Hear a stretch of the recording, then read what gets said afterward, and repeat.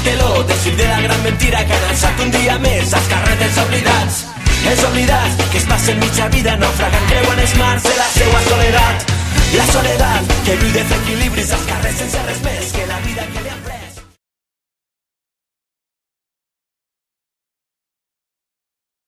El judici ve motivat per uns fets que van ocórrer l'any 2002. L'any 2002, en aquestes mateixes dates, en festes majors de Terrassa, al poble on soc jo, es va convocar un cercavila que demanava la retirada de la bandera espanyola i europea del balcó de l'Ajuntament de la ciutat. Aquest cercavila va sortir del cercle de gent que organitza les festes majors alternatives, però vull dir, no era una activitat muntada des de la festa major alternativa, sinó que va sortir així com un bolet, per dir alguna cosa espontània, no? Per dir alguna cosa. En aquesta cercavila s'hi van sumar un munt de persones. Es veu que aquesta cercavila va anar tirant pels carrers del centre fins que va arribar a l'Ajuntament, i a l'Ajuntament anaven amb una pancarta, es veu que van muntar un pal amb un ganxo, i van intentar despenjar, deslliçar la bandera, no? En aquest moment, quan s'estava intentant deslliçar, quatre agents de la policia municipal van carregar contra el cercavila, contra el grup de persones, i el pal es va trencar amb empentes corredisses i aquí es va acabar tot. El cercavila va marxar i no va haver-hi cap persona detinguda ni cap persona identificada, i la bandera es va quedar allà tal qual. Això estem parlant del juliol de l'any 2002, vale? Llavors, aquell mateix any, el 2002, després de l'estiu, ja al setembre, 3-4 mesos, dues persones de Terrassa, jo i un altre nano, rebem una citació per anar als jutjats a declarar. I ens acusen de tota una sèrie de delictes que es veu que venen motivats arran d'una denúncia que va fer la policia municipal aquell dia concret del juliol de l'any 2002. La policia municipal denuncia que van ser agredits per un grup de persones, denuncia que la bandera espanyola es va estripar, i denuncia tota la situació, no? Aquesta denúncia de la policia municipal es transforma en una acusació judicial feta pel fiscal per ultratges a Espanya, atemptat a l'autoritat, lesions i desordres públics. I d'aquests 4 delictes diuen que nosaltres som els culpables sense cap mena de dubte, que ells ens van reconèixer, a mi i a l'altre nano, sense cap mena de dubte.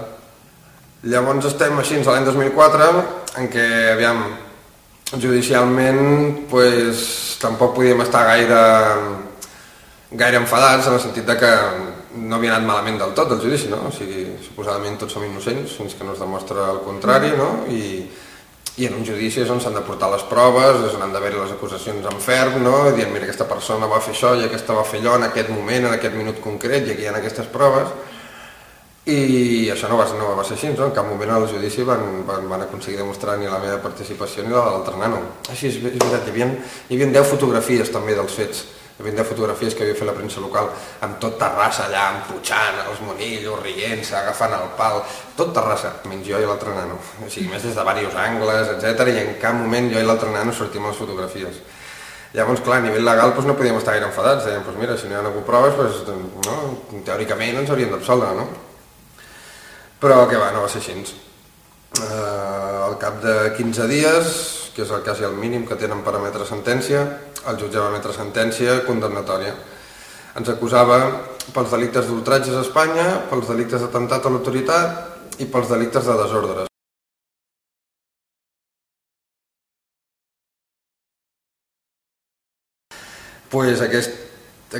Aquest punt de la presumpció d'innocència va quedar vulnerat en tant en quant el jutge diu que és una frase així textual que posava cuestión distinta es que se acredite la participación de los acusados en los hechos. Llavors, aviam, com que cuestión distinta? O sigui, o tu acredites la participació de los acusados en los hechos o has d'absoldre. Tu no pots dir que hi ha uns fets i que és igual que els policies no vegin com s'han comès els delictes, que pel simple fet d'estar allà, per la possibilitat d'estar allà, tu ho has fet, no? O sigui, això és l'element principal del jutge. Que els policies no vegin com ho faig, com succeeixen els delictes, això no vol dir que jo no els faci. O sigui, no hi ha ningú que pugui demostrar que jo vaig fer els delictes. Però el jutge diu, això és igual, que ningú pugui demostrar, no vol dir que tu no ho haguessis fet, o sigui, ens condemna per una possibilitat. O sigui, està invertint totalment el principi de presumpció d'innocència i el presenta com presumpció de culpabilitat. O sigui, per ell érem culpables directament i érem nosaltres els que ens havíem de defensar, quan no és així. O sigui, tots som innocents, tots, sempre. Llavors és el fiscal, l'Estat, qui sigui, que ha de dir, mira, tu ets culpable d'això per aquests motius. I això no ho van fer en cap moment, no van aportar proves. I sense aportar proves el jutge va dir, doncs mira, jo us condemno igualment, no? Bàsicament això és el més important de la sentència perquè és l'argument principal que serveix per condemnar-nos.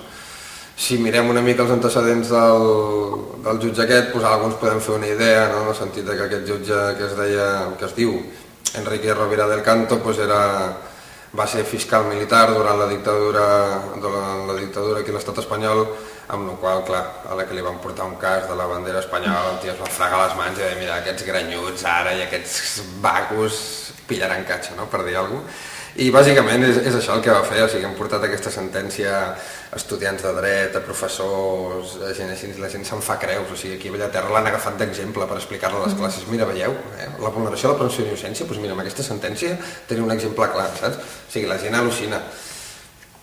La gent al·lucina.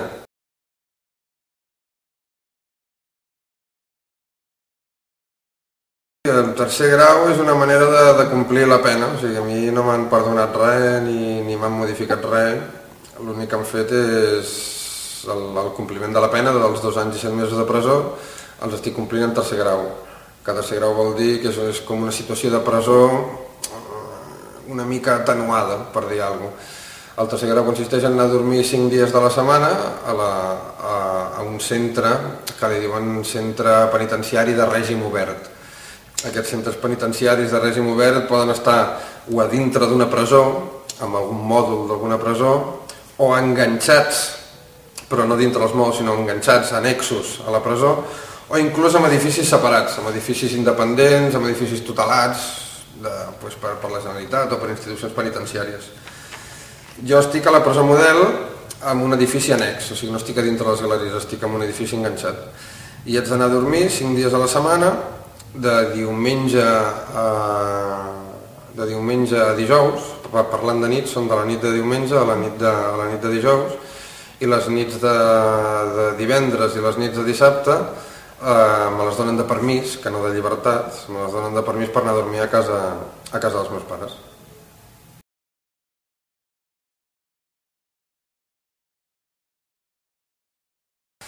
Clar que el considero injust, és que és una vergonya.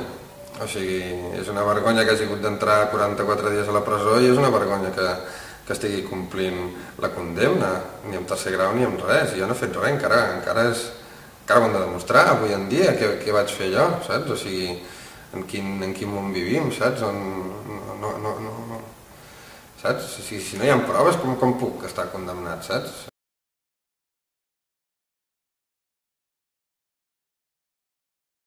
Els primers dies estàs a ingressos, o d'ingressos és un mòdul on tota la gent que entra primer està allà i llavors ja decideixen si va al mòdul 1, el 2, el 3, el 4, el 5, no? És un lloc on et deixen uns dies per veure on et reparteixen, no? Per dir alguna cosa. Aquests mòduls d'ingressos són més xungos en el sentit que només pots estar 2 hores al pati, les altres 22 hores del dia estàs tancat a la cel·la, saps? Llavors és una mica... Jo sortia a treballar, anava vestit amb la roba de feina, però clar, anava a comprar-me l'entrepà, no anava amb la motxilla tampoc, amb la qual no tenia res, saps? O sigui, anava amb les sabates del curro, que me les van treure perquè eren de protecció i no podien entrar allà, i amb la roba de la feina, no tenia ni bolis, ni llapis, ni res, o sigui, els primers dies allà mirant el sostre de l'habitació per dir alguna cosa.